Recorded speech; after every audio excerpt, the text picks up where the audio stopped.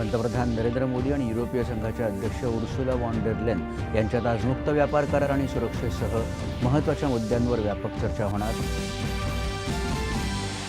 संघर्ष आणि प्रचंड स्पर्धेच्या युगात भारत युरोपीय संघाचा विश्वासार्ह मित्र असल्याचं युरोपीय संघाचे अध्यक्ष उर्सुला वॉन डेर लेन यांचं प्रतिपादन.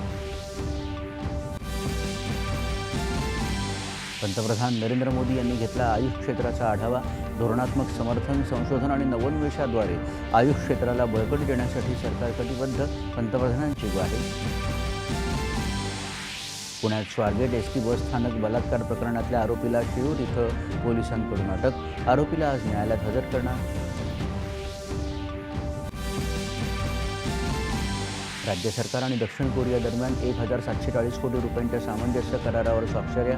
महाराष्ट्रात यापुढेही गुंतवणुकीचा ओघ सुरूच राहणार, मुख्यमंत्र्यांची ग्वाही. सुप्रशासन राबवताना कृत्रिम बुद्धिमत्तेचा अवलंब करावा, मुख्यमंत्री देवेंद्र फडणवीस यांचे प्रशासनाला निर्देश.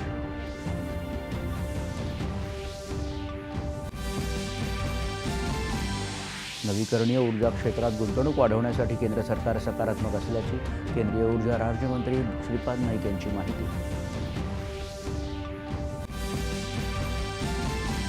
वाढवण बंदर महाराष्ट्राला आणि देशाला पुढे नेणारा प्रकल्प असून प्रत्येक स्थानिकाला विश्वासात घेऊनच प्रकल्प पूर्ण होईल.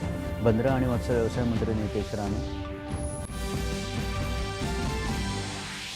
तुहिनकांत पांडे यांची सेबीचे नवे प्रमुख म्हणून नियुक्ती.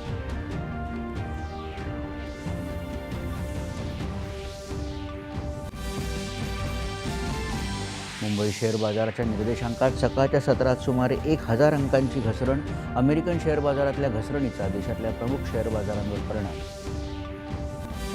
आणि